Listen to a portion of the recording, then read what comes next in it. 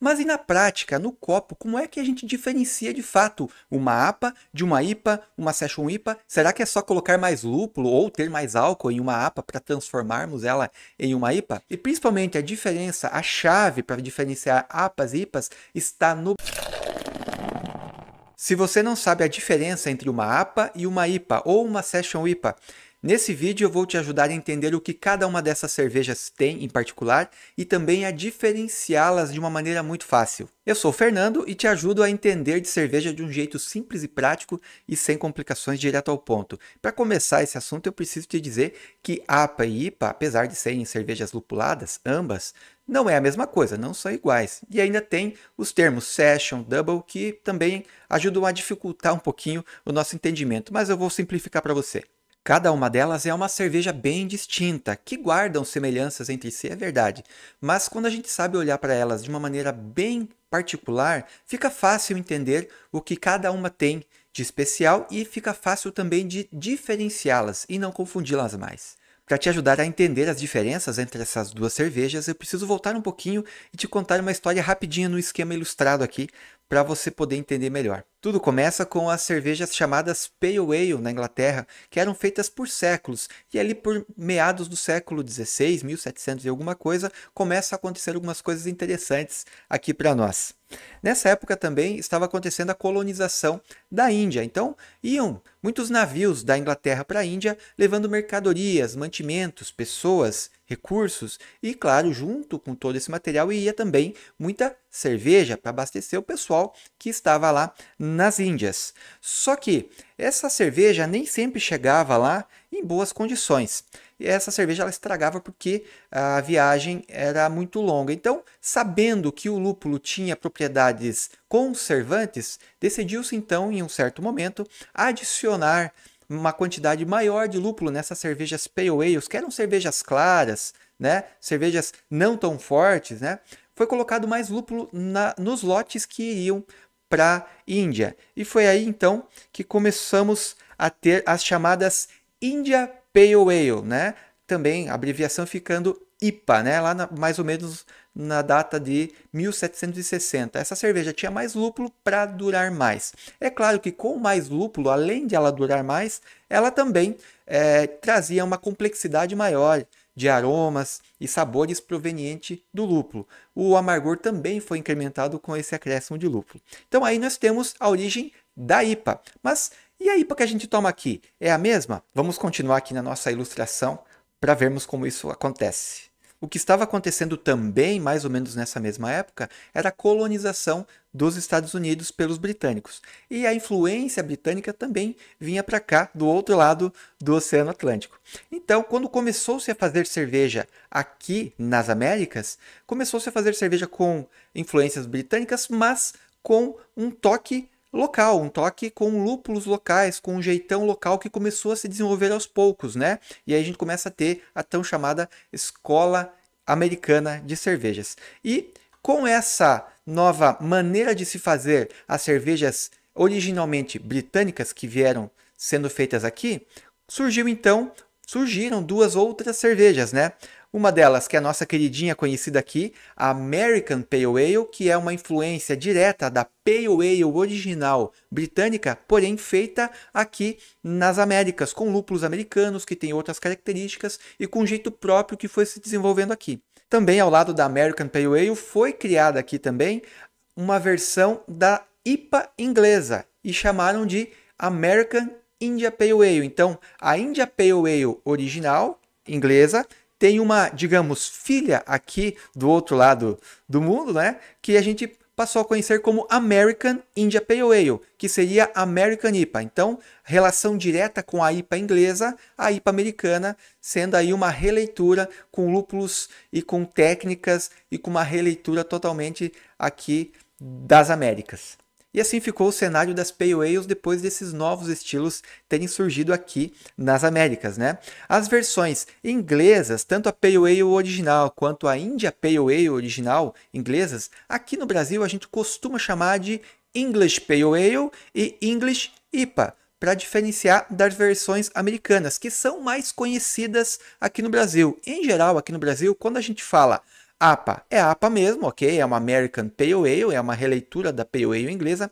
Mas quando a gente fala em IPA aqui no Brasil, quase sempre, de cada 10 cervejeiros, 8 vão estar pensando numa IPA americana, numa American India Pale Ale, e não numa India Pale Ale inglesa. Então, os termos aqui, só para a gente seguir com a nossa análise dos estilos e saber diferenciar, é importante sabermos que quando falamos em IPA aqui no Brasil, quase sempre, há exceções sim, mas em geral estamos falando de estilos americanos. E a diferenciação que eu vou te ajudar a fazer aqui é entre esses dois estilos, APA e American IPA, estilos americanos. Acho que esse esquema e essa explicação já valeram o seu joinha e sua inscrição aqui no canal. Então, não custa nada, ajude a gente a continuar crescendo, compartilhe esse vídeo aí com quem possa interessar em entender de APAs e IPAs. Mas vamos seguir aqui com o nosso conteúdo. Para fixar então, APA é American Pale Ale, ou seja, a versão americana das Pale Ales originais inglesas.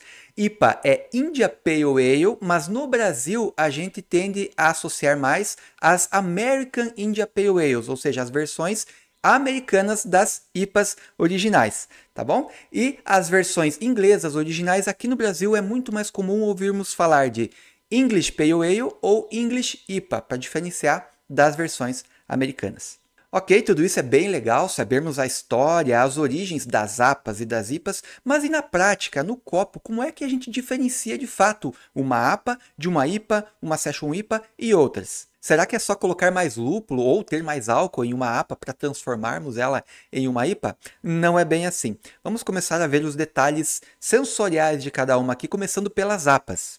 Numa APA, o lúpulo e o malte precisam estar equilibrados, ou se pender para o lúpulo pode ser pouquinho, né? Apesar de você sentir bastante a presença do lúpulo em uma APA, o que é normal e desejável, você também precisa perceber a presença do malte ali, dando um suporte bem interessante para esse lúpulo. E ele não pode desaparecer e deixar somente o lúpulo aparecendo na APA, porque aí vai descaracterizar a cerveja. Numa APA, nós temos, em comparação com a IPA, nós temos uma menor intensidade, né? A cerveja é menos intensa do que a IPA, mas nós temos uma maior drinkability, quase sempre uma maior drinkability numa APA, porque é uma cerveja feita com menor intensidade. E eu deixei para falar de parâmetros do guia, como teor alcoólico e amargor, no final, porque eles não são essenciais para diferenciar uma APA de uma IPA. Não são o nosso primeiro critério, até porque esses critérios vão ter intersecções, vão acabar se misturando, como a gente vai ver daqui a pouco. Então, uma APA de 4,5% a 6,2% de teor alcoólico e o amargor de 30 a 50 IBU. Vamos dar uma olhadinha agora nas IPAs para a gente poder diferenciar. Em uma IPA, uma American IPA, o grande destaque são os lúpulos. Eles precisam de fato brilhar, estar em primeiríssimo plano. Quando comparamos com uma APA, a IPA tem maior intensidade e uma possível menor drinkability. Não é regra isso, mas em geral, por conta da intensidade dessa cerveja ser maior, quando falamos intensidade, ela tem mais potência, você sente mais complexidades nela. Então, isso pode tornar a drinkability um pouco menor. Mas em comparação, então, entre a APA e IPA, há uma relação, sim, de intensidade e drinkability inversa entre as duas. E aqui, claro, falando também de parâmetros de teor alcoólico e amargor, o teor alcoólico de uma IPA, de uma American IPA, vai de 5,5% a 7,5%. Notem que há uma faixa aqui dos 6,5% ao 7,5% que pode considerar sendo tanto uma APA quanto uma IPA. É por isso que a gente não pode definir APA e IPA somente por teor alcoólico ou amargor, como a gente vai ver aqui. O IBU de uma APA também vai ficar dentro dessa faixa da IPA, né? Que vai de 40 a 70, sendo que da APA vai de 30 a 50. Então vamos imaginar que tivéssemos uma APA com um teor alcoólico de 6%, ela estaria também dentro da faixa da IPA. E o IBU de 45 IBUs também estaria dentro da faixa da IPA, que vai de 40 a 70. Então não podemos diferenciar APA e IPA somente por esses parâmetros de teor alcoólico e IBU. Não é somente isso. A principal diferença entre elas está na potência, está na intensidade e principalmente a diferença, a chave para diferenciar APAs e IPAs está no balanço entre malte e lúpulo. Ou seja, numa APA, os maltes precisam estar ali presentes no sensorial, muito mais do que em uma IPA. Numa APA, os maltes têm que dar um suporte maior para o amargor do lúpulo, enquanto numa IPA eles precisam sair um pouco de cena e deixar o lúpulo em primeiríssimo plano. Você pode até perceber alguma coisa de malte em uma IPA, mas eles não podem sobrepor ou tirar o primeiro plano ou o brilho dos lúpulos. Então, uma IPA é lúpulo, lúpulo, lúpulo, e uma APA preza pelo equilíbrio entre os dois. E as Session IPAs, será que são a mesma coisa que uma APA, uma cerveja com menor intensidade? Apenas isso? Não, aqui a gente vai conseguir diferenciar também as Session IPAs das APAs. Vamos lá. Numa Session IPA, a gente espera também que os lúpulos sejam o grande destaque, que os lúpulos brilhem, que estejam em primeiríssimo plano, assim como na IPA. Normal, né? Só que a diferença é que cervejas Session são cervejas em que a gente tem um teor alcoólico de no máximo 4%. Cerveja Session são aquelas cervejas em que a gente deu uma diminuída no teor alcoólico original do estilo para favorecer uma maior drinkability. Só que nem sempre é só o álcool que a gente mexe. Em geral, para você também manter esse equilíbrio, a cerveja continuar com uma drinkability boa, junto com o teor alcoólico, a gente tem que baixar também alguma outra complexidade. Em geral, em uma IPA, o amargor também pode acompanhar. Não é regra, mas pode acompanhar baixando também o amargor junto com o teor alcoólico. Mas note que mesmo eu reduzindo o teor alcoólico de uma IPA para transformá-la numa Session IPA e talvez mexendo no amargor dela para que eu ainda tenha uma cerveja equilibrada, não fique assim muito amarga comparando com o teor alcoólico que ela tem, eu ainda não a transformei numa APA. Por quê? Porque a APA precisa de um suporte de malte que a IPA não tem, seja uma IPA ou seja uma Session IPA. Ou seja, para transformarmos uma IPA em uma APA, não basta nós diminuirmos o teor alcoólico e o amargor dessa cerveja. Nós, além de diminuirmos essa intensidade geral da cerveja, nós também precisamos mexer no balanço entre maltes e lúpulos. Nós precisaríamos, para transformar uma IPA em uma APA, nós precisaríamos elevar o patamar desses maltes um pouquinho para ele chegar ali num balanço melhor com os lúpulos e ele tornar-se uma base de sustentação melhor para esse lúpulo. Enquanto na IPA nós mantemos sempre esse malte mais contido, mais escondido para que o lúpulo possa ser o primeiro plano, o lúpulo possa sempre brilhar com seu amargor, com seus aromas. Então, resumindo, APA tem malte perceptível e lá em cima junto com o lúpulo, e em IPA, seja IPA ou Session IPA, ele sempre vai estar mais escondido, o malte sempre mais escondido para que o lúpulo possa brilhar.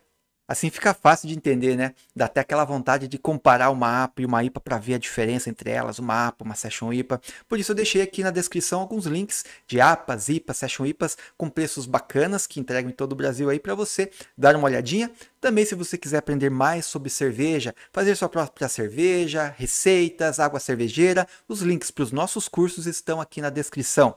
Bora fazer cerveja?